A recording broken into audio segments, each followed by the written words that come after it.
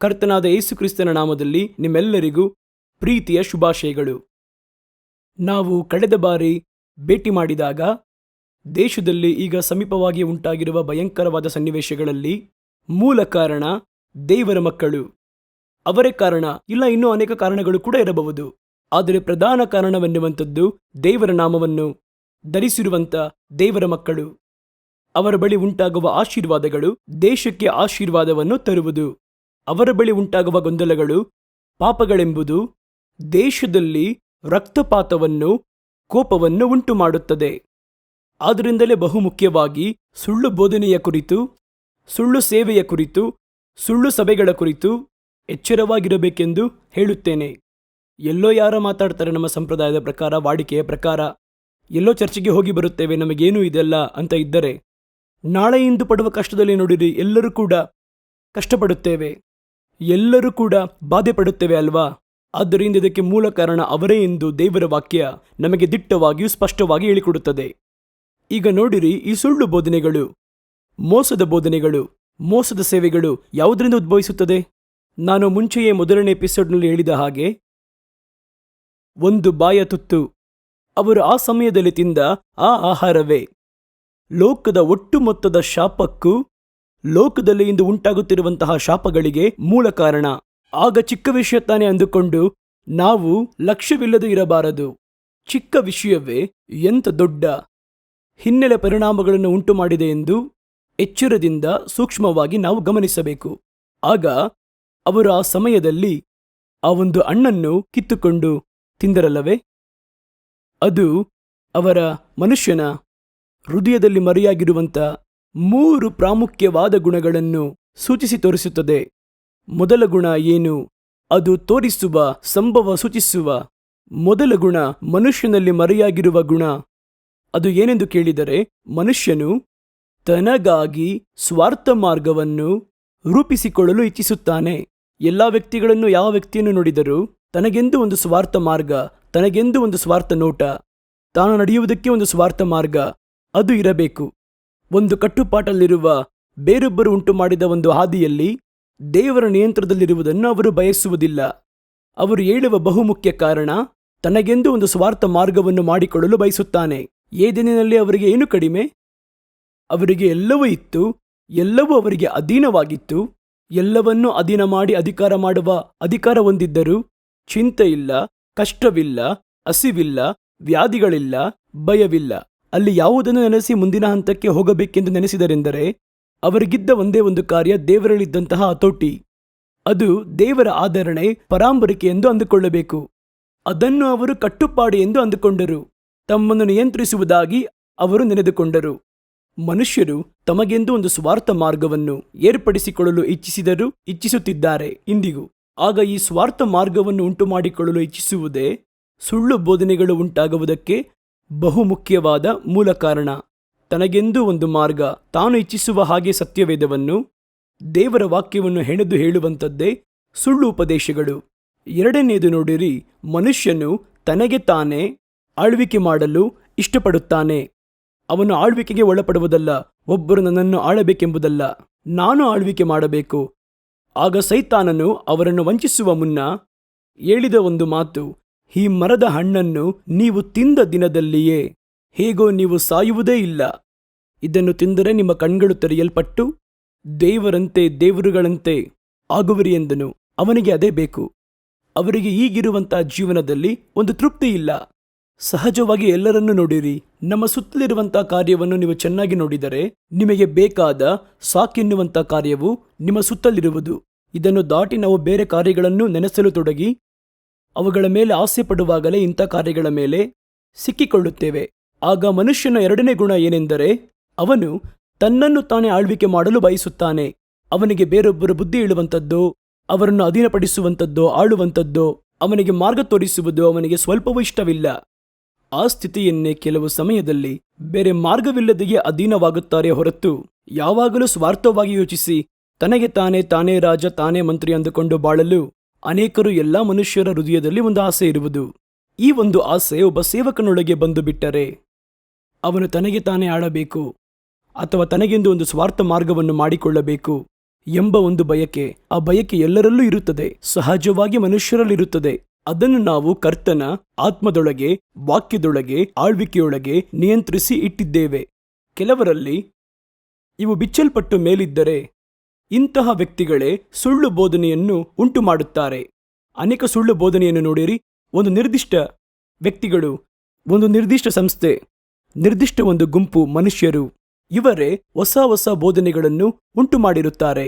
ಅವರ ಉಪದೇಶವೆಲ್ಲ ತಮ್ಮ ಸ್ವಾರ್ಥ ಮಾರ್ಗವನ್ನು ಮತ್ತೊಬ್ಬರಿಗೆ ಕಲಿಸುವುದು, ತಮಗೆಂದು ಸ್ವಾರ್ಥ ಮಾರ್ಗವನ್ನು ಉಂಟು ಮಾಡಿಕೊಳ್ಳುವಂಥದ್ದು, ತಮ್ಮನ್ನು ತಾವೇ ಆಳಿಕೊಳ್ಳುವಂಥದ್ದು.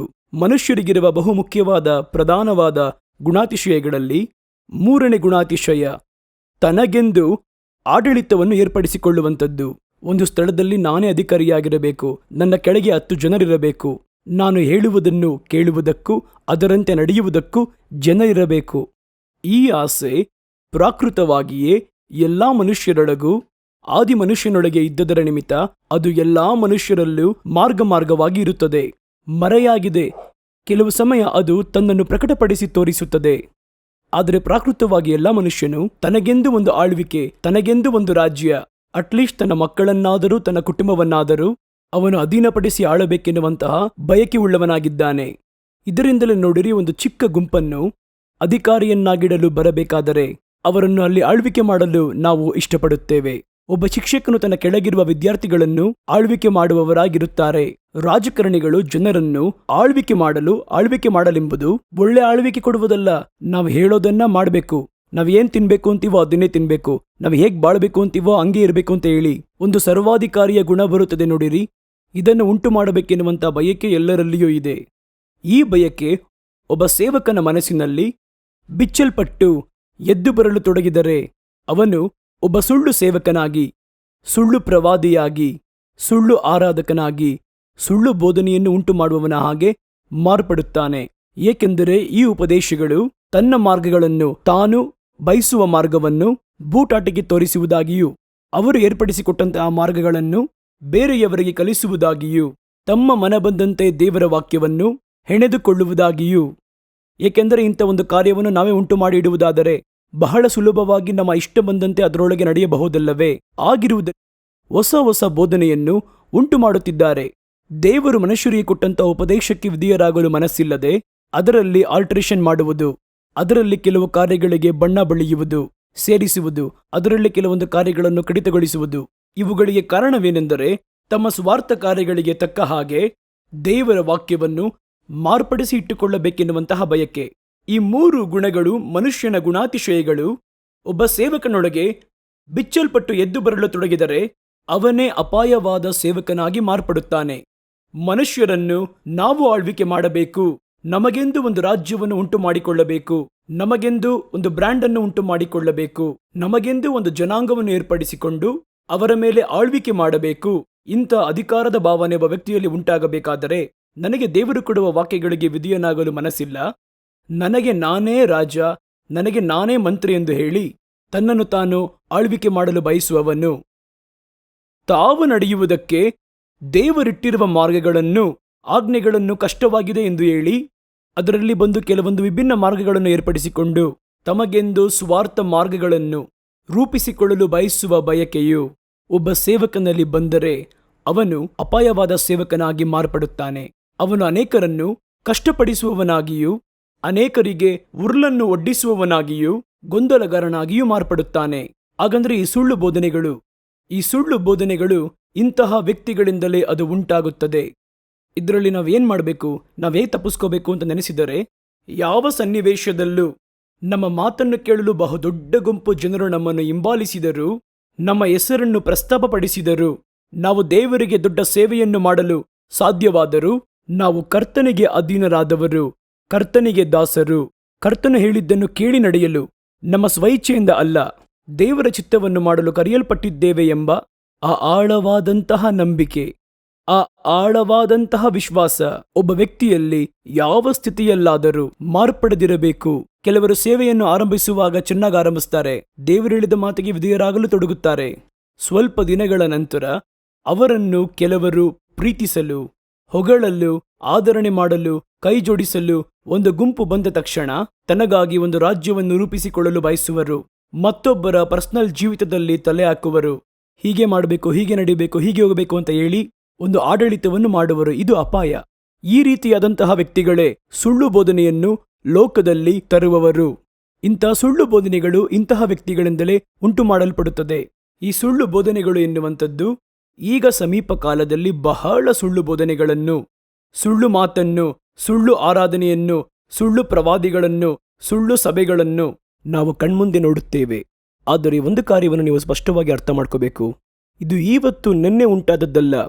ಈ ಸುಳ್ಳು ಬೋಧನೆಗಳು ಎನ್ನುವಂಥದ್ದು ಆದಿ ಶತಮಾನದ ಕ್ರೈಸ್ತರ ನಡುವೆ ಇದ್ದದ್ದು. ಶಿಷ್ಯರ ಕಾಲದಲ್ಲೂ ಇತ್ತು. ಒಂದು ಕಡೆ ಉಜ್ಜೀವನ ನಡೆಯುತ್ತಿದೆ. ಜನಗಳು ಗುಂಪು ಗುಂಪಾಗಿ ರಕ್ಷಣೆ ಹೊಂದುತ್ತಿದ್ದಾರೆ. ಅಪೊಸ್ತಲರ ಪಾದಗಳಲ್ಲಿ ಕಾಣಿಕೆಗಳನ್ನು ಇಡುತ್ತಿದ್ದಾರೆ. ಸಭೆ ಕೂಡಿ ಬರುತ್ತಿದ್ದಾರೆ. ಕರ್ತನ ಬರುವಿಕೆಗೆ ಕಾದು ನೋಡುತ್ತಿದ್ದಾರೆ. ಆರಾಧನೆ ಮಾಡುತ್ತಿದ್ದಾರೆ. ಬಹಳ ಗುಂಪು ಜನರು. ಕರ್ತನ ವಾಕ್ಯ ದೇಶಪೂರ್ತಿಯಾಗಿ ಹತ್ತಿ ಉರಿಯುತ್ತಿದೆ. ಇದೆಲ್ಲ ನಡೆಯುತ್ತಿರಬೇಕಾದರೆ ಒಂದು ಗುಂಪು ಜನರು, ಇದೇ ರೀತಿಯಾಗಿ ಆ 3 ಗುಣಗಳು ಒಳನುಗ್ಗಿದ ಕೆಲವು ಸೇವಕರು, ಸುಳ್ಳು ಶಿಷ್ಯರು, ಅವರು ಒಳನುಗ್ಗಿ ಸುಳ್ಳು ಬೋಧನೆಗಳನ್ನು ಒಳಗೆ ತಂದು ಈ ಜನಗಳನ್ನು ತಮ್ಮ ಕಡೆಗೆ ತಿರುಗಿಸಿಕೊಳ್ಳುವಂತಹ ಕೆಲವು ಕಾರ್ಯಗಳನ್ನು ಮಾಡಿದ್ದಾರೆ. ಆದಿ ಶತಮಾನದ ಸಭೆಯು ಸುಳ್ಳು ಬೋಧನೆಯ ಉಪದೇಶಗಳಿಂದ ಬಹಳ ಹೋರಾಡಿದೆ. ಇವತ್ತು ಇದ್ದ ಹಾಗೆಯೇ ಹಿಂದೆ ಒಂದು ಚಿಕ್ಕ ಗುಂಪು ಜನ ಸುಳ್ಳು ಬೋಧಕರ ಬೋಧನೆಗಳನ್ನು ಅವರು ವಿರೋಧಿಸಿ ಎಷ್ಟು ಹೋರಾಡ್ತಾರೆ, ಎಷ್ಟು ಕಷ್ಟಪಡ್ತಾರೆ. ತಮ್ಮ ವಿಶ್ವಾಸಿಗಳಿಗೆ ಯಾವುದು ಸತ್ಯ, ಯಾವುದು ಸುಳ್ಳೆಂದು ತೋರಿಸಿಕೊಡಲು ಎಷ್ಟೋ ಕಷ್ಟಗಳನ್ನು ಅನುಭವಿಸುತ್ತಾರೆ. ಆ ದಿನಗಳಲ್ಲಿ ಪೌಲನು, ಯಾಕೋಬನು, ಪೇತ್ರನು ಇಂಥವರೆಲ್ಲ ಈ ಸುಳ್ಳು ಬೋಧಕರಿಂದ ಕಷ್ಟ ಅನುಭವಿಸಿದ್ದಾರೆ. ಇದು ಒಂದು ಪ್ರಕೃತಿ. ಕೆಲವರು ಹೇಳ್ತಾರೆ ಇದು ಕಡೆಯ ಕಾಲದ ಸೂಚನೆ. ಅಲ್ಲ, ಅದು ಆದಿ ಶತಮಾನದಲ್ಲಿಯೇ ಆರಂಭವಾದದ್ದು. ಇನ್ನೂ ಬಹಳವಾಗಿ ಒಳನುಗ್ಗಿ ನೋಡುವುದಾದರೆ ಮನುಷ್ಯರನ್ನು ತಾವು ಕೂಡ ಆಳ್ವಿಕೆ ಮಾಡಬೇಕೆಂಬುದಾಗಿ ಹಳೆಯ ಒಡಂಬಡಿಕೆಯ ಕಾಲದಲ್ಲಿ ಕೂಡ ಇದ್ದಿದ್ದಾರೆ. ಮೋಶೆ ಹೊರಟು ಬಂದು ಇಸ್ರೇಲ್ ಜನರನ್ನು ಮುನ್ನಡೆಸುವಾಗ ಅಲ್ಲಿ ಕೊರಹನು, ದಾತಾನಿನಂತವರು ಮೋಶೆ ಸಂಗಡ ಮಾತ್ರ ದೇವರು ಮಾತನಾಡ್ತಾರಾ, ನಮ್ಮ ಹತ್ರ ಮಾತಾಡಲ್ವಾ ಅಂತ ಹೇಳಿ ಜನಗಳ ಮಧ್ಯೆ ಗೊಂದಲವನ್ನು ಏರ್ಪಡಿಸಿದರು. ಈ ಸುಳ್ಳು ಬೋಧಕರು ಎಲ್ಲಾ ಕಾಲಘಟ್ಟಗಳಲ್ಲಿಯೂ ಇದ್ದಿದ್ದಾರೆ. ಅದನ್ನು ಯಾವ ರೀತಿ ಹ್ಯಾಂಡಲ್ ಮಾಡಿದ್ರು ಅದು ನಮಗೆ ಗೊತ್ತಾಗಬೇಕು. ಈ ದೇವರ ವಾಕ್ಯಗಳು ಜನಗಳಿಗೆ ಕೊಡಲ್ಪಟ್ಟಾಗ ಒಂದು ಗುಂಪು ಜನರು ಅಡ್ಡದಾರಿಯಲ್ಲಿ ಒಳನುಗ್ಗಿ ಆದಿಶತಮಾನದ ಸಭೆಯ ಕಾಲದಲ್ಲಿ ಅವರು ಎದ್ದು ವಾರ್ತೆಗಳನ್ನು, ಸುಳ್ಳು ವಾರ್ತೆಗಳನ್ನು ಜನರ ನಡುವೆ ತೀವ್ರವಾಗಿ ಹಬ್ಬಿಸಿದರು. ಹೊಸದಾಗಿ ರಕ್ಷಣೆ ಹೊಂದಿ ಸಭೆಯೊಳಗೆ ಬರುವವನಿಗೆ ಯಾವುದು ಸುಳ್ಳು ಬೋಧನೆ, ಯಾವುದು ನಿಜ ಬೋಧನೆ ಎಂದು ಗ್ರಹಿಸಲು ಸಾಧ್ಯವಾಗುವುದಿಲ್ಲ. ಆ ಬಲಹೀನತೆಯನ್ನು ಉಪಯೋಗಿಸಿಕೊಂಡು ಇವರು ತಮ್ಮ ಜ್ಞಾನವನ್ನು ಹೊರಪಡಿಸಿ ಹೊಸ ಕಾರ್ಯಗಳನ್ನು ಹೇಳಿ, ಪೌಲನು ಹೇಳಿದ್ದು ತಪ್ಪು, ನಾವು ಹೇಳಿದ್ದು ಸರಿ ಅಂತ ಹೇಳಿ ಒಂದು ಕೂಟ ಜನರು ಹೊರಟರು. ಇದರಲ್ಲಿ ನಾವು 1-2 ಕಾರ್ಯವನ್ನು ಸರಿಯಾಗಿ ಗಮನಿಸಿ ನೋಡುವಾಗ ನನಗೆ ಒಂದು ಕಾರ್ಯ ಬಹಳ ಸ್ಪಷ್ಟವಾಗಿ ಅರ್ಥವಾಗಿತ್ತು. ಏನೆಂದರೆ ಆದಿ ಶತಮಾನದ ಸಭೆಯ ಕಾಲದಲ್ಲಿ ಎಷ್ಟು ವಿಧವಾದ ಸುಳ್ಳು ಬೋಧಕರುಗಳು, ಸುಳ್ಳು ಬೋಧನೆಗಳು ಇದ್ದವೋ ಅದುವೇ ಈ ದಿನಗಳು ಕೂಡ ಬೇರೆ ಒಂದು ರೂಪವನ್ನು ಧರಿಸಿ, ಅದರ ಹಿನ್ನೆಲೆ ಒಂದೇ ಆದರೆ ಬೇರೆ ರೂಪವನ್ನು ಧರಿಸಿ ಇವತ್ತು ಅದೇ ಹೋರಾಟವನ್ನೇ ಸಭೆಗಳು ಎದುರಿಸುತ್ತಿದೆ. ನಾನು ಹೇಳೋದು ಅರ್ಥ ಆಗ್ತಿದೆ ನಿಮಗೆ? ಅವತ್ತವರು ಎದುರುಗೊಂಡಂತಹ ಅದೇ ಉಪದೇಶಗಳನ್ನೇ ಇಂದು ಮತ್ತೊಮ್ಮೆ ಸಭೆಗಳ ಒಳಗೆ, ದೇವಜನರ ಒಳಗೆ ನುಸುಳುತ್ತದೆ ಬಹಳ ತಂತ್ರವಾಗಿ. ಅದು ಏನು ಎನ್ನುವಂಥದ್ದು ಸ್ವಲ್ಪವಾಗಿ ನಾವು ಈ ಎಪಿಸೋಡ್ಗಳ ಮುಖಾಂತರವಾಗಿ ಅಧ್ಯಯನ ಮಾಡಲಿಕ್ಕಿದ್ದೇವೆ. ಮೊದಲನೇ ಕಾರ್ಯ, ಮೊದಲು ನಾವು ನೋಡುವಂಥದ್ದು ಯಹೂದ್ಯರ ಮೂಲ ಪಾರಂಪರ್ಯವಾದ ಉಪದೇಶ. ಯಹೂದ್ಯರಿಗೆಂದು ಒಂದು ಮೂಲ ಪಾರಂಪರ್ಯವಿತ್ತು. ಯಹೂದ್ಯರು ಐಗುಪ್ತ್ಯದ ದಾಸತ್ವದಲ್ಲಿಂದ ಅವರು ಬಿಡುಗಡೆ ಹೊಂದಿ ಪ್ರತ್ಯೇಕವಾದ ದೇಶವಾಗಿ ಮಾರ್ಪಟ್ಟಾಗ ಕರ್ತನು ಮೋಶೆಯ ಮುಖಾಂತರವಾಗಿ ಹಲವು ಆಜ್ಞೆಗಳನ್ನು ಅವರಿಗೆ ಪ್ರಕಟಿಸಿ ತೋರಿಸಿದರು. ಒಬ್ಬ ವ್ಯಕ್ತಿ ಹೇಗೆ ಜೀವಿಸಬೇಕು, ಅವನು ಏನು ಮಾಡಬೇಕು, ಒಂದು ಕಟ್ಟಡ ಕಟ್ಟಿದರೆ ಹೇಗಿರಬೇಕು, ಸಮಾಜದಲ್ಲಿ ಹೇಗಿರಬೇಕು, ರಾಜಕೀಯದಲ್ಲಿ ಹೇಗಿರಬೇಕು, ಸಭೆಯಲ್ಲಿ ಹೇಗಿರಬೇಕು, ಕುಟುಂಬದಲ್ಲಿ ಹೇಗಿರಬೇಕು, ಒಂದು ವಿವಾಹ ವಿಷಯದಲ್ಲಿ ಹೇಗಿರಬೇಕು. ಯಾಕೆ ಅವುಗಳನ್ನು ಒಂದು ಚಿಕ್ಕ ಮಕ್ಕಳಿಗೆ ಹೇಳಿಕೊಡುವ ಹಾಗೆ ಹೇಳಿಕೊಟ್ಟರು ಎಂದು ನೀವು ಕೇಳಿದರೆ, ಅವರು ಅಲ್ಲಿಯವರೆಗೂ 400 ವರ್ಷಗಳ ಕಾಲ ದಾಸತ್ವದಲ್ಲಿ ಇದ್ದು ತಮ್ಮ ಗುರುತನ್ನೇ ಕಳೆದುಕೊಂಡಿದ್ದರು. 400 ವರ್ಷದ ಚರಿತ್ರೆ ಎನ್ನುವಂಥದ್ದು ಎಷ್ಟು ದೊಡ್ಡ ಚರಿತ್ರೆ ಎಂದು ಯೋಚನೆ ಮಾಡಿ ನೋಡಬೇಕು. 400 ವರ್ಷದ ನಂತರ ಬರುವವನು ತಮ್ಮ ಪಾರಂಪರೆಗಳನ್ನು, ತಮ್ಮ ಮೂಲಪಿತೃಗಳು, ತಮ್ಮ ಚರಿತ್ರೆ ಎನ್ನುವುದು ಏನು ಗೊತ್ತಿರುವುದಿಲ್ಲ. ಗುಲಾಮನಾಗಿ ಹುಟ್ಟಿ ಗುಲಾಮನಾಗಿ ಬದುಕುತ್ತಿದ್ದನು. ಇದೇ ಅವರ ಪರಿಸ್ಥಿತಿ. ಆಗ ಅವರದ್ದು ಮನ ಬಂದಂತಹ ಒಂದು ಜೀವನ. ತಾವು ಬದುಕಿದ ದೇಶದ ಸುತ್ತಲಿರುವಂತಹ ಪಾರಂಪರ್ಯವನ್ನು ಗಮನಿಸಿ ತಾವುಗಳು ಕೂಡ ಅದನ್ನೇ ಹಿಂಬಾಲಿಸುತ್ತಿದ್ದರು ಅಷ್ಟೇ. ಅದರಿಂದ ಅವರನ್ನು ಅಲ್ಲಿಂದ ಹೊರಗೆ ತಂದಾಗ ಕರ್ತನು ಒಂದು ಹೊಸದಾಗಿ ಜನಿಸಿದ ಮಗುವಿಗೆ ಹೇಳಿಕೊಡುವ ಹಾಗೆ ಚಿಕ್ಕ ಚಿಕ್ಕ ವಿಷಯಗಳನ್ನು ಕೂಡ ಅವರಿಗೆ ಹೇಳಿಕೊಡಬೇಕಾದಂತಹ ಒಂದು ಪರಿಸ್ಥಿತಿ ಇತ್ತು.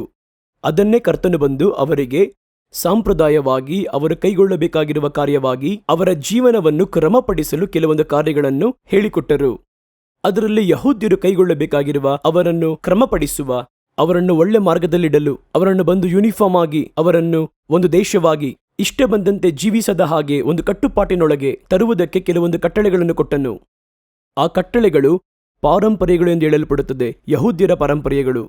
ಈ ಯಹೂದ್ಯರ ಪಾರಂಪರ್ಯಗಳು ಒಂದು ಕಾಲದಲ್ಲಿ ಯಹೂದ್ಯರಿಗಾಗಿ ವಿಶೇಷವಾಗಿ ಕೊಡಲ್ಪಟ್ಟು ಯಹೂದ್ಯರಿಂದ ಆ ಕಟ್ಟಳೆಗಳನ್ನು ಖಂಡಿತವಾಗಿ ಕೈಗೊಂಡು ನಡೆಯಲೇಬೇಕೆಂಬುದಾಗಿ ಅದನ್ನು ಆಜ್ಞೆಗಳಾಗಿ ಮಾಡಲ್ಪಟ್ಟಿತು. ಅದು ಆ ವಿಧಾನ. ಯೇಸು ಬಂದಾಗ ಯೇಸು ಇವಾಗೇನು ಮಾಡಿದ್ರು ಅಂದರೆ, ಒಂದು ಯಹೂದ್ಯ ಜನಾಂಗಕ್ಕೆ ಮಾತ್ರವಲ್ಲ, ಇಸ್ರಾಯೇಲರ 12 ಕುಲಗಳಿಗೆ ಮಾತ್ರವಲ್ಲ, ಸಂಪೂರ್ಣ ಲೋಕಕ್ಕೂ ಅವರು ದೇವರಾಗಿ ತನ್ನನ್ನು ಪ್ರಕಟಿಸಿ ಅವರು ದೇವರ ಮಾರ್ಗವನ್ನು ಲೋಕದಲ್ಲಿ ಒಂದು ಸಹಜವಾದ ಮಾರ್ಗವಾಗಿ ಮಾರ್ಪಡಿಸಿದರು. ಈಗ ಅನೇಕ ಸಂಸ್ಕೃತಿಗೆ ಸೇರಿದಂತಹ ಅನೇಕ ಸ್ಥಳಗಳಿಗೆ ಸೇರಿದಂತಹ ಜನಗಳಿಗೂ ತಕ್ಕಂಥ ಒಂದು ಆಜ್ಞೆಗಳನ್ನು ಕೊಡಬೇಕು. ಆಗ ಕರ್ತನು ಯೇಸು ಕ್ರಿಸ್ತನು ಹೊಸ ಒಡಂಬಡಿಕೆಯ ಆಜ್ಞೆ ಎನ್ನುವಂತಹ ಆಜ್ಞೆಗಳನ್ನು ಕೊಟ್ಟನು. ಈ ಆಜ್ಞೆಗಳೇ ಯೇಸು ಕ್ರಿಸ್ತನನ್ನು ಹಿಂಬಾಲಿಸುವಂತವರು ಕೈಗೊಳ್ಳಬೇಕಾಗಿರುವ ಆಜ್ಞೆಗಳು. ಈ ಹೊಸ ಆಜ್ಞೆ ಬಂದಾಗ ಹಳೆಯ ಆಜ್ಞೆಗಳು ಕಾಲಾವಧಿಯಾಗಿ ಬಿಡುತ್ತದೆ. ಆ ಹೊಸ ಆಜ್ಞೆ ಅಂದರೆ ನಮ್ಮ ತಂದೆ ತಾಯಿಗಳಿಗೆ ಅಧೀನರಾಗಿರಬಾರದೋ ಅಂತ ಕೇಳಬಾರದು. ಅಂದರೆ ಹೊಸ ಒಡಂಬಡಿಕೆಯಲ್ಲೂ ನಾವು ಏನನ್ನು ಕೈಗೊಳ್ಳಬೇಕೋ ಯೇಸು ಕ್ರಿಸ್ತನು ಅದನ್ನು ಇಲ್ಲಿ ತಂದು ಸೇರಿಸಿದ್ದಾರೆ. ಆಗ ಇಂತಹ ವ್ಯರ್ಥವಾದ ಕಾರ್ಯಗಳು, ವ್ಯರ್ಥವಾದ ಸಂಪ್ರದಾಯಗಳು, ಕೈ ತೊಳೆಯಬೇಕು, ಗಡ್ಡದ ಗಿರದೆಗಳನ್ನು ಶೇವ್ ಮಾಡಬಾರದು, ಉಬ್ಬು ತೆಗೆಯಬಾರದು, ಇಂಥ ಹಲವು ವಿಷಯಗಳಿವೆ. ಒಂದು ಮನೆ ಕಟ್ಟಬೇಕಾದರೆ ಹೇಗಿರಬೇಕು, ಒಂದು ಕುಷ್ಠರೋಗ ಬಂದರೆ ಹೇಗೆ ನಡ್ಕೋಬೇಕು, ಒಬ್ಬನು ಪಾರಂಪರ್ಯದಲ್ಲಿ ಹೇಗಿರಬೇಕೆನ್ನುವಂತಹ ಹಲವು ವಿಚಾರಗಳಿವೆ. ಈ ಯಹೂದ್ಯರ ಪಾರಂಪರ್ಯವೆನ್ನುವಂಥದ್ದು, ಅವರಿಗೆ ಕೊಡಲ್ಪಟ್ಟ ಆಜ್ಞೆಗಳು ಎನ್ನುವಂಥದ್ದು ಯಹೂದ್ಯರಿಗೆ, ಇಸ್ರಾಯೇಲರ ಕುಲಗಳಿಗೆ ಕರ್ತನು ಕೊಟ್ಟದ್ದು. ಅವರು ಆಗ ತಾನೇ ಹೊಸದಾಗಿ ದಾಸತ್ವದಿಂದ ಬಂದದರಿಂದ A to Z ಅವರು ಯಾವ ರೀತಿ ನಡೆಯಬೇಕೆಂಬುದಾಗಿ ಹೇಳಿಕೊಟ್ಟರು. ಆದರೆ ಈ ದಿನಗಳಲ್ಲಿ ಕರ್ತನು ತನ್ನ ಮಾರ್ಗವನ್ನು, ತಮ್ಮ ವಿಧಿಗಳನ್ನು ಲೋಕದಲ್ಲಿ ಸಾಮಾನ್ಯವಾಗಿ ಇಡುವಾಗ ಅದರಲ್ಲಿ ಅನೇಕ ಬದಲಾವಣೆಗಳನ್ನು ಮಾಡಿ ಇನ್ನೂ ಅವರು ಹೇಗೆ ನಡೆಯಬೇಕು, ಕೆಲವು ಆಜ್ಞೆಗಳನ್ನು ಇನ್ನೂ ಅಧಿಕವಾಗಿ ಶಾರ್ಪ್ ಮಾಡಿ, ಕೆಲವು ಆಜ್ಞೆಗಳನ್ನು ಸ್ವಲ್ಪ ಕಡಿಮೆ ಮಾಡಿ ಯೇಸು ಕ್ರಿಸ್ತನು ಒಂದು ಹೊಸದಾದ ಒಂದು ಯೋಜನೆಯನ್ನು ತಂದರು. ಆಗ ಯೇಸು ಕ್ರಿಸ್ತನು ಮಾರ್ಪಡೋದಿಲ್ಲ ಎಂಬುದಾಗಿ ಬರೆದಿದೆ ಎಂದು ನೀವು ಹೇಳ್ಬೋದು. ನಾನು ಹೇಳುವುದು ಒಂದೇ, ಯಾರಿಗೆ ಏನು ಕೊಡಬೇಕು ಅನ್ನೋದು ನಮಗಿದೆ.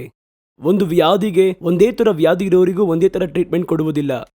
ನನ್ನ ಬಳಿ ಒಬ್ಬ ವೈದ್ಯರು ಹೇಳಿದರು, ಔಷಧಿ ಹೆಸರು ತಿಳಿದಿದೆ ಎಂದು ನೀವು ಅಂಗಡಿಗೆ ಹೋಗಿ ತೆಗೆದುಕೊಂಡು ತಿನ್ನಬಾರದು. ನಾವು ವೈದ್ಯರು ಒಬ್ಬರಿಗೆ ಔಷಧಿಯನ್ನು ಕೊಡಲು ಆರಂಭಿಸಿದರೆ ಏನು ಮಾಡ್ತೀವಂದರೆ, ಅವರ ದೇಹದ ಸ್ಥಿತಿ, ಅವರ ಶಕ್ತಿ, ಅವರ ದೇಹದ ಆ ತೂಕ, ಕೊಡುವ ಔಷಧಿ ಅದು ಹೇಗೆ ಹೊಂದಿಕೊಳ್ಳುತ್ತದೆ, ಇದೆಲ್ಲ ನಾವು ಕ್ಯಾಲ್ಕುಲೇಟ್ ಮಾಡಿಯೇ ಎಷ್ಟು ಔಷಧಿಯನ್ನು ಎಷ್ಟು ವೇಳೆಗೆ ಎಷ್ಟು ತೆಗೆದುಕೊಳ್ಳಬೇಕು ಅಂತ ನಾವು ಹೇಳ್ತೀವಿ ಅಂತ ಹೇಳ್ತಾರೆ. ಆಗ ಟ್ರೀಟ್ಮೆಂಟ್ಗೆ ಹೋದರೆ ವ್ಯಕ್ತಿಯಿಂದ ವ್ಯಕ್ತಿಗೆ ಬದಲಾಗುತ್ತದೆ. ಒಂದು ಶುಗರ್ ಪೇಷಂಟ್ಗೆ ಬೇರೊಂದು ರೋಗವಿದ್ದರೆ ಕೊಡುವಂಥ ಔಷಧಿ ಬೇರೆ, ಬೇರೊಬ್ಬ ರೋಗಿಗೆ ಕೊಡುವಂಥ ಔಷಧಿ ಬೇರೆ. ಆಗ ಯೇಸು ಕ್ರಿಸ್ತನು ಆರಂಭ ಕಾಲಘಟ್ಟಗಳಲ್ಲಿ ಅವರಿಗೆ ಕೊಡಲ್ಪಟ್ಟ ಆಜ್ಞೆಗಳು, ಪಾರಂಪರೆಗಳೆಲ್ಲ ಇಸ್ರಾಯೇಲ್ಯರಿಗೂ ಯಹೂದ್ಯರಿಗೂ ಸಂಬಂಧಪಟ್ಟದ್ದು. ಯೇಸು ಕ್ರಿಸ್ತನು ಇದನ್ನು ಸಾಮಾನ್ಯ ಲೋಕಕ್ಕಾಗಿ ಕೊಡುವಾಗ ಅದರಲ್ಲಿ ಅನೇಕ ಬದಲಾವಣೆಗಳನ್ನು ಮಾಡಿ ಹೊಸ ಒಡಂಬಡಿಕೆಯ ಆಜ್ಞೆಗಳೆಂದು ಅವರ ಕಟ್ಟಳೆಗಳನ್ನು ನಮಗಾಗಿ ಕೊಟ್ಟರು. ಹಳೆ ಒಡಂಬಡಿಕೆಯಲ್ಲಿ ನೋಡಿರಿ, ಒಬ್ಬ ವ್ಯಕ್ತಿ ಸ್ತ್ರೀಯೊಂದಿಗೆ ವ್ಯಭಿಚಾರ ಮಾಡಬಾರದೆಂದು ಬರೆಯಲ್ಪಟ್ಟಿದೆ. ಆದರೆ ಯೇಸು ಕ್ರಿಸ್ತನಲ್ಲಿ ಹೇಳುತ್ತಾರೆ, ಹೊಸ ಒಡಂಬಡಿಕೆಗೆ ಬರಬೇಕಾದರೆ ಒಬ್ಬ ಸ್ತ್ರೀಯೊಂದಿಗೆ ವ್ಯಭಿಚಾರವನ್ನು ಮಾಡುವುದು ಮಾತ್ರವಲ್ಲ, ಒಂದು ಸ್ತ್ರೀಯನ್ನು ಮೋಹದಿಂದ ನೋಡುವ ಪ್ರತಿಯೊಬ್ಬನು ಅವಳೊಂದಿಗೆ ಮನಸ್ಸಿನಲ್ಲಿ ವ್ಯಭಿಚಾರ ಮಾಡಿದ್ದಾನೆಂದು ಹೇಳುತ್ತಾರೆ. ಆ ಒಂದು ಹಳೆ ಒಡಂಬಡಿಕೆಯ ಕಾಲದಲ್ಲಿ ಕಣ್ಣಿಗೆ ಕಣ್ಣು, ಹಲ್ಲಿಗೆ ಹಲ್ಲು ಎಂದು ಹೇಳಿದ ಕಾನೂನುಗಳು ಉಂಟು. ಯೇಸು ಕ್ರಿಸ್ತನು ಹೇಳಿದನು, ಒಂದು ಕಾಲದಲ್ಲಿ ಪಿತೃಗಳಿಗೆ ತಿಳಿಸಲ್ಪಟ್ಟಿತು ಕಣ್ಣಿಗೆ ಕಣ್ಣು ಹಲ್ಲಿಗೆ ಹಲ್ಲು ಎಂಬುದಾಗಿ. ಆದರೆ ಇಂದು ನಾನು ನಿಮಗೆ ಹೇಳುತ್ತೇನೆ, ನಿನ್ನನ್ನು ಒಬ್ಬನು ಒಂದು ಕೆನ್ನೆಗೆ ಒಡೆದರೆ ನೀನು ಅವನಿಗೆ ಇನ್ನೊಂದು ಕೆನ್ನೆಯನ್ನು ಒಡ್ಡು. ಆಗ ಇಂದು ಹೊಸ ಒಡಂಬಡಿಕೆಯ ಕಾಲದಲ್ಲಿ ಕ್ರಿಸ್ತನ ರಕ್ತದಲ್ಲಿ ತೊಳೆಯಲ್ಪಟ್ಟು ಕ್ರಿಸ್ತನ ಜನರಾಗಿ ಮಾರ್ಪಟ್ಟ ನಂತರ ಕ್ರಿಸ್ತನು ನಮಗೆ ಹೇಳಿಕೊಟ್ಟಂತಹ ಸಂಪ್ರದಾಯಗಳು, ಕ್ರಿಸ್ತನು ನಮಗೆ ಹೇಳಿಕೊಟ್ಟಂತಹ ನೇಮನಿಷ್ಠೆಗಳು, ಕ್ರಿಸ್ತನು ನಮಗೆ ಹೇಳಿಕೊಟ್ಟಂತಹ ಉಪದೇಶಗಳು, ಇದನ್ನೇ ನಾವು ಪಾಲಿಸುತ್ತೇವೆ. ಆಗ ಹಳೆ ಒಡಂಬಡಿಕೆಯ ಪುಸ್ತಕ ಇದೆ ಎಂದು ಹೇಳಿದರೆ ಅದು ನಮಗೆ ಹೊಸ ಒಡಂಬಡಿಕೆಯ ಕಾಲದ ನೆರಳಾಗಿ ಕೊಡಲ್ಪಟ್ಟಿದೆ. ನೆರಳಾಗಿ ಕರ್ತನನ್ನು ನಾವು ಅರ್ಥ ಮಾಡಿಕೊಳ್ಳುವುದಕ್ಕೂ ಕರ್ತನ ಕಾರ್ಯವನ್ನು ತಿಳಿದುಕೊಳ್ಳುವುದಕ್ಕೂ ರಕ್ಷಣೆ ಬಂದಂತಹ ಆ ವಿಧಗಳನ್ನು ಮಾರ್ಗಗಳನ್ನು ಅರ್ಥ ಮಾಡಿಕೊಳ್ಳುವುದಕ್ಕೂ ಅದು ಒಂದು ನೆರಳ ಹಾಗೆ ಅಲ್ಲಿ ಕೊಡಲ್ಪಟ್ಟಿದೆ. ನೆರಳು ಎನ್ನುವಂಥದ್ದು ಬೇರೆ, ನಿಜ ಎನ್ನುವಂಥದ್ದು ಬೇರೆ. ಆದರೆ ನಿಜದೊಂದಿಗೆ ನೆರಳು ಸೇರಿಸಲ್ಪಟ್ಟರೆ ಮಾತ್ರವೇ ಆ ನಿಜವೆಂಬುದಕ್ಕೆ ಒಂದು ಪೂರ್ಣವಾದ ಅರ್ಥವನ್ನು ಪರಿಣಾಮವನ್ನು ನೋಡಲು ಸಾಧ್ಯ. ನೀವು ಚೆನ್ನಾಗಿ ನೋಡಿ, ನನ್ನ ಮುಖವನ್ನು ನೀವು ನೋಡ್ತಾ ಇದ್ದೀರಾ ಅಲ್ಲಿ ಸ್ಕ್ರೀನ್ನಲ್ಲಿ. ಅಲ್ಲಿ ನೋಡಿದ್ರೆ ಕೆಲವೊಂದು ಕಡೆ ನೆರಳಿರುತ್ತೆ.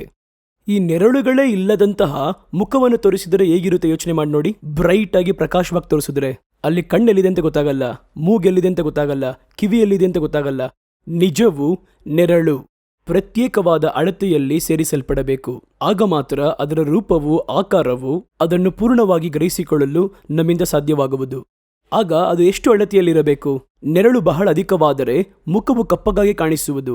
ಬೆಳಕು ಅಧಿಕವಾದರೆ ಮೂಗು, ಕಣ್ಣು, ಕಿವಿ ಏನು ವ್ಯತ್ಯಾಸ ಗೊತ್ತಾಗುವುದಿಲ್ಲ.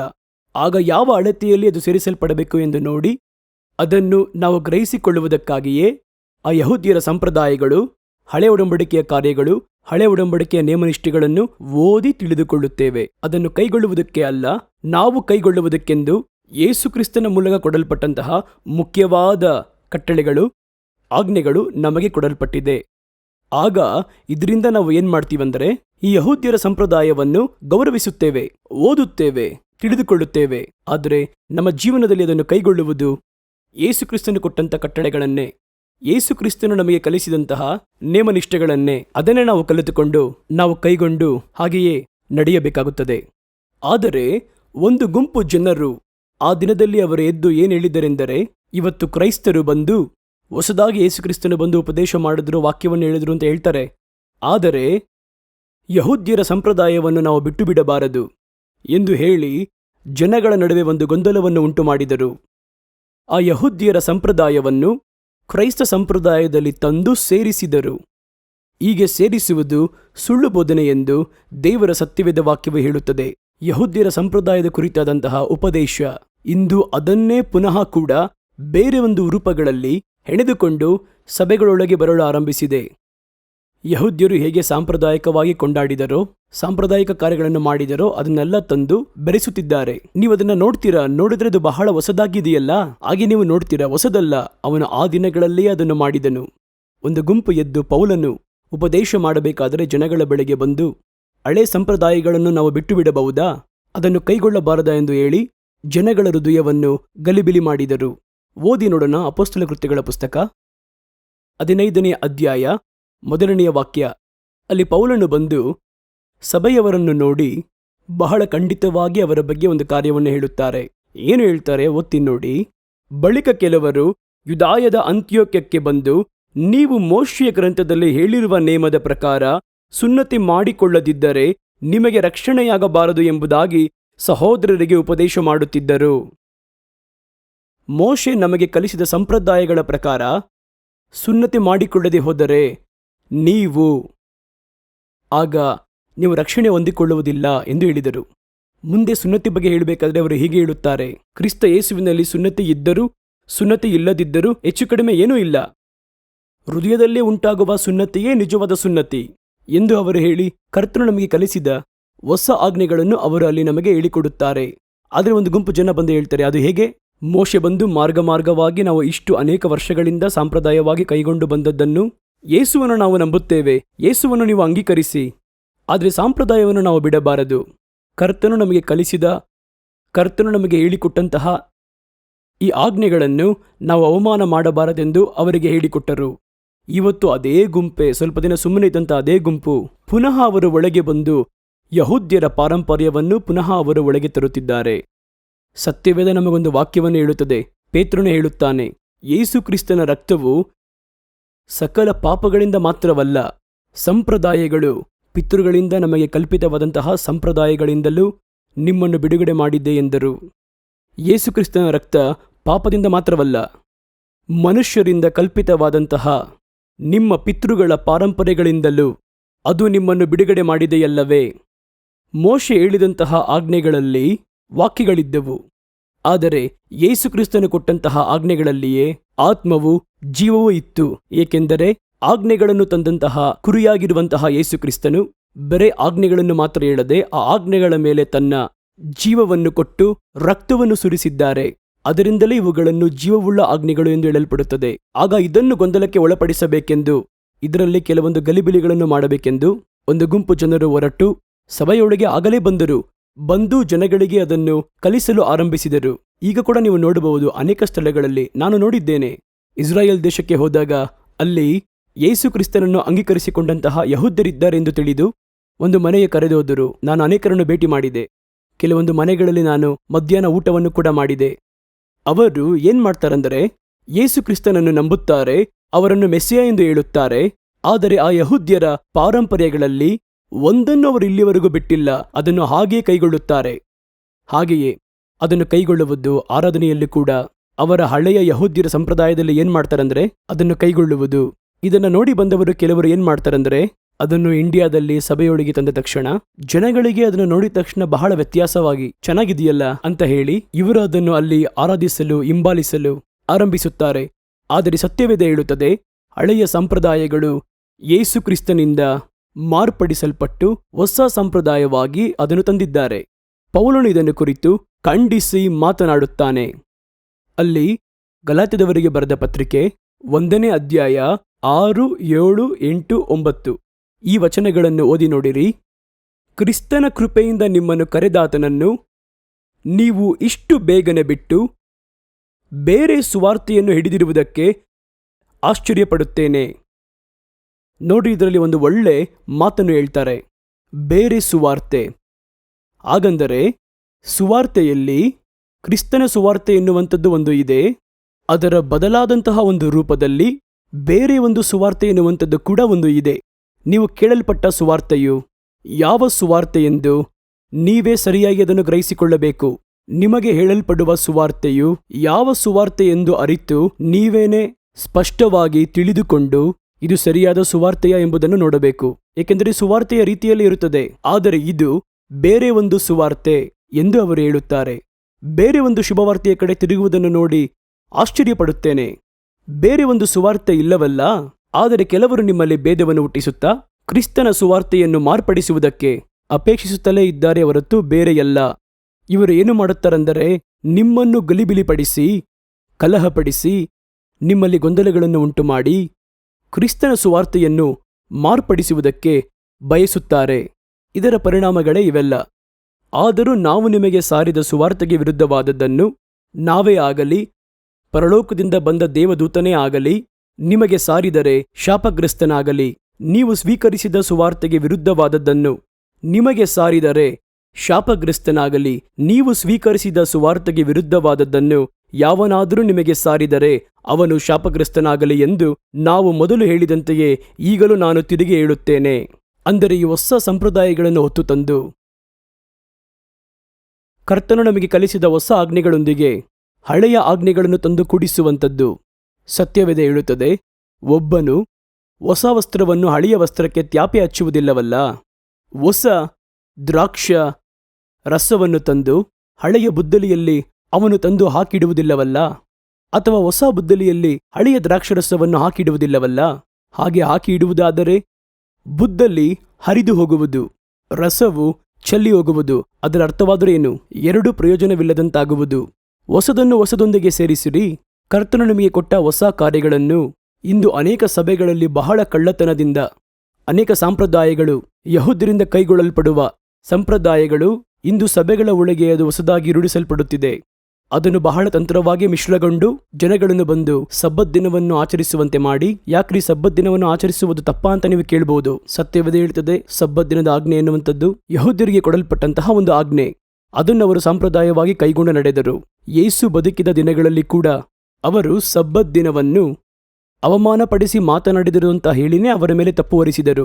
ಯೇಸುವನ್ನು ಶಿಲುಬೆಗೆ ಹಾಕಲು ಕಾರಣವಾಗಿದ್ದಂಥದ್ದು ಹಲವು ನಿದರ್ಶನಗಳು ಇರುವುದಾದರೂ ಕೂಡ ಸಬ್ಬತ್ ದಿನದ ಆಜ್ಞೆಗೆ ಅವರು ಮಣಿಯಲಿಲ್ಲ ಎಂಬುದಕ್ಕಾಗಿಯೇ ಶಿಷ್ಯರೊಂದಿಗೆ ಹೊಲಗಳಲ್ಲಿ ನಡೆದುಕೊಂಡು ಹೋಗುತ್ತಿರುತ್ತಾರೆ. ಅದೊಂದು ಸಬ್ಬತ್ ದಿನವಾಗಿದೆ. ಶಿಷ್ಯರು ಯಹೂದ್ಯರು ಯಾರೂ ಸಬ್ಬತ್ ದಿನದಲ್ಲಿ ತಿನ್ನಬಾರದಾಗಿತ್ತು. ಅವರು ಪಕ್ಕದಲ್ಲಿದ್ದಂತಹ ಭತ್ತದ ತೆನೆಗಳನ್ನು, ಅಲ್ಲಿದ್ದಂತಹ ಧಾನ್ಯದ ತೆನೆಗಳನ್ನು ಕೊಯ್ದು ತಿನ್ನುತ್ತಾರೆ. ಪಕ್ಕದಲ್ಲಿದ್ದವರು ಕೇಳುತ್ತಾರೆ, ಇವರು ಹೀಗೆ ಮಾಡಬಹುದಾ ಎಂಬುದಾಗಿ. ಆಗ ಅವರು ಹೇಳ್ತಾರೆ, ಸಬ್ಬತ್ ದಿನವೆನ್ನುವಂಥದ್ದು ಮನುಷ್ಯನಿಗಾಗಿ ಉಂಟು ಮಾಡಲ್ಪಟ್ಟದ್ದು, ಮನುಷ್ಯರು ಸಬ್ಬತ್ ದಿನಕ್ಕೋಸ್ಕರವಾಗಿ ಅಲ್ಲ. ಇದನ್ನೆಲ್ಲ ಅವರು ಹೇಳಿದಕ್ಕೋಸ್ಕರವೇ ದೇವ ದೂಷಣೆ ಮಾಡಿದ್ದಾರೆಂಬುದಾಗಿ ಹೇಳಿ ತಪ್ಪು ಹೊರಿಸಲ್ಪಟ್ಟು ಅವರು ಶಿಲುಬೆಗೆ ಹಾಕಲ್ಪಡುವುದಕ್ಕೆ ಮುಖ್ಯ ಕಾರಣಗಳಲ್ಲಿ ಇದು ಒಂದು ಕಾರಣ. ಈ ಯಹೂದ್ಯರ ಸಂಪ್ರದಾಯವನ್ನು ವಿರೋಧಿಸಿ ಅವರು ಹೊಸ ಸಂಪ್ರದಾಯವನ್ನು ತರುವುದಕ್ಕೋಸ್ಕರ ಯೇಸು ಪ್ರಾಣವನ್ನೇ ಕೊಟ್ಟಿರಲು ನೀವು ಮತ್ತೆ ಹಳೆಯ ಸಂಪ್ರದಾಯಗಳಿಗೆ ಹೋಗಿ ಮನಸ್ಸಿಡುವುದಾದರೆ ಅದು ಯೇಸುವಿನ ರಕ್ತವನ್ನು ಅವಮಾನಪಡಿಸುವಂತಿಲ್ಲವಾ? ಅದನ್ನು ಪುನಃ ತಂದು ನಿಮ್ಮನ್ನು ಸಬ್ಬತ್ ದಿನದ ಶುಭಾಶಯಗಳನ್ನು ಹೇಳಿಸುವಂಥದ್ದು, ಸಭೆಗಳಲ್ಲಿ ಯಹೂದ್ಯರ ಸಂಪ್ರದಾಯವನ್ನು ಆರಾಧನೆಗಳನ್ನು ಒಳಗೆ ತಂದು ಸೇರಿಸುವಂಥದ್ದು, ಯಹೂದ್ಯರು ಬಿಟ್ಟು ಹೋದಂತಹ ಆಜ್ಞೆಗಳನ್ನು ಪುನಃ ಸೇರಿಸುವಂಥದ್ದು, ಇಂತಹ ಹಲವು ಕಾರ್ಯಗಳು ನಮ್ಮ ಕಣ್ಗಳು ಕಾಣುವ ಹಾಗೆ ನೆರವೇರುವುದನ್ನು ನೋಡುತ್ತಿದ್ದೇವೆ. ಬಹಳ ಗಮನವಾಗಿ ನೀವು ನಡೆಯಬೇಕು. ಇದು ವಾಕ್ಯದಲ್ಲಿ ಬರೆಯಲ್ಪಟ್ಟಿದೆ ಎಂದರೆ ನೀವು ಬಹಳ ಚೆನ್ನಾಗಿ ಗಮನಿಸಬೇಕು. ಸತ್ಯವೇದದಲ್ಲಿ ಎಲ್ಲರಿಗೂ ಸಂದೇಶ ಹೇಳಲ್ಪಟ್ಟಿದೆ. ಇದು ನಿಮಗೆ ಹೇಳಲ್ಪಟ್ಟದ್ದಾ, ನಿಮ್ಮ ಕಾಲಕ್ಕೆ ಇದು ಹೇಳಲ್ಪಟ್ಟದ್ದಾ ಎಂಬುದಾಗಿ ನೀವು ಅದನ್ನು ನೋಡಿ ಗ್ರಹಿಸಿಕೊಂಡು ನೀವು ನಡೆದುಕೊಳ್ಳಬೇಕು.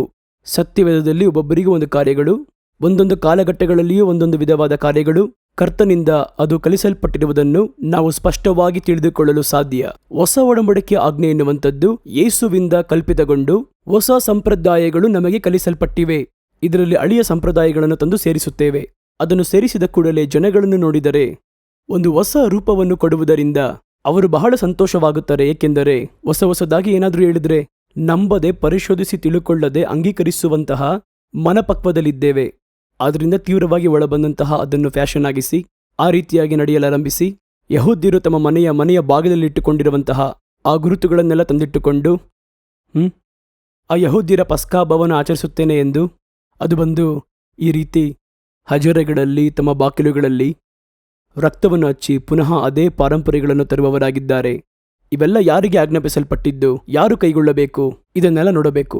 ಇವುಗಳಿಂದ ನಾವು ಬಹಳ ಎಚ್ಚರವಾಗಿದ್ದು ಪ್ರತ್ಯೇಕಿಸಿ ಕಾಯ್ದುಕೊಳ್ಳಬೇಕು. ಮುಂದಿನ ಎಪಿಸೋಡ್ನಲ್ಲಿ ಇನ್ನೂ ಸ್ವಲ್ಪ ಸ್ಪಷ್ಟವಾಗಿ ನೋಡಿ ಇನ್ನೂ ಮುಂದಿನ ಕಾರ್ಯಗಳಿಗೆ ನಾವು ಹಾದು ಹೋಗೋಣ.